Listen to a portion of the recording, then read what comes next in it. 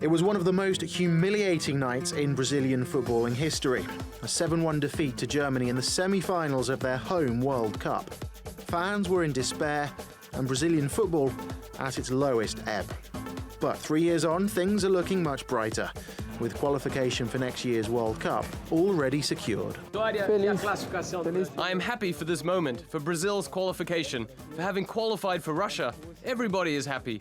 We came into this round looking for 6 points, and we got it. Everybody deserves congratulations, including our coach. And this is that coach, 55-year-old Tite, a relative unknown outside of Brazil, before he was selected for the top job less than a year ago. And he couldn't have hoped for a better start.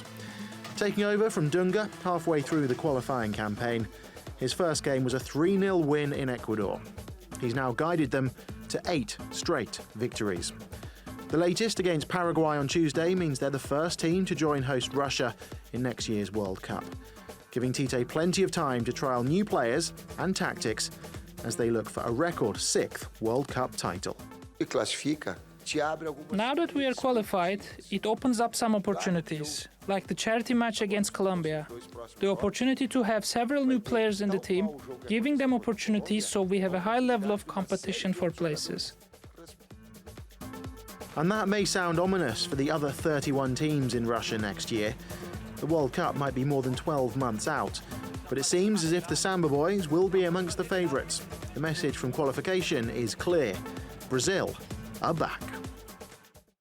Oh, how things change. Now, joining us from Rio is South American football writer Tim Vickery. Tim, really good to see you again on the show. Now, first things first, is this incredible turnaround down to Tite? Is it all because of him? You can't really put it any other way. And they played 6 games under Dunga. At that point, they were down in 6th place in the qualification table, and that the entire country was fretting about the prospect of missing out on the World Cup. One coach, more or less the same group of players. What a difference in terms of results. Those 8 straight wins, 24 goals scored, just 2 conceded. And it's not only the results, it's the manner in which they've been achieved. This is a Brazil side who pass the ball, move the ball better than Brazil teams have done for decades. And some of the football that they're playing reminds you a little bit of the football of Brazil of old that made so many people all around the world fall in love with that famous yellow shirt. So we're at a situation now where Brazil's biggest problem is an excess of euphoria.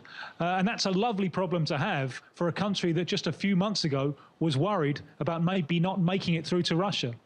That's a very interesting point, actually, because I wanted to ask you. It's essentially the same squad as it was under Dunga, but now with Tite seems to completely have transformed them. So, do you agree then they really could stack up against some of those great Brazilian teams that we've seen in the past? Do they have that potential? It's a little bit early to come to any judgments, I think, because the current crop of South American sides is not the strongest. And if you look at the qualification table, Colombia are in 2nd and they have problems. Uruguay in 3rd are full of limitations. And Argentina are really looking like an absolute shambles. So in order to learn the definitive truth about this Brazil team, we're going to have to see them in action against the best European sides in just over a year's time. Remember, the last 3 World Cups have all been won by the European sides. So it's a little bit early to go around calling them the best team in the world. Some in the Brazilian media are doing that, but they are very, very pleasing on the eye.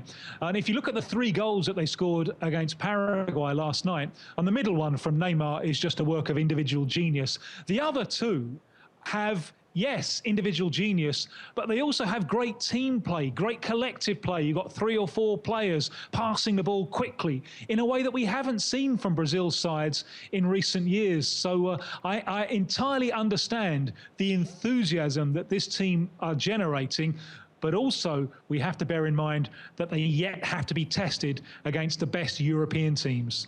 Okay, now that they have the qualifications secured, do you think that Tite is likely to experiment over the next 12 months, or do you think that he already knows the starting 11 that he wants to go out with, his strongest starting 11? No doubt about it. He's going to experiment. Remember the lessons of the past. a few months before the last World Cup, Brazil, remember, they'd beaten Spain 3-0 in the final of the Confederations Cup, and their coach, vastly experienced World Cup winner, Luis Felipe Scolari, was saying, we've done the hard part, we've found our identity, we've found our team. Now, you have to learn the lessons of history. So one thing that Chichi, the coach, who was very quick to stress in the press conference after that Paraguay win is now we have an opportunity to look at options. Now, that serves two purposes. Number one, it introduces new players, new tactical options. But number two, it keeps those first teamers on their toes because they know that if their level of performance declines a little bit, there's someone there ready to take their place.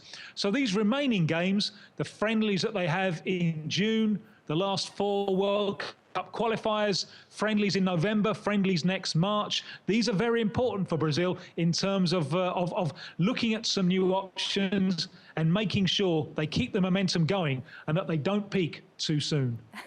Well, thank you very much, Tim, and I'm sure we'll catch up with you sometime very soon.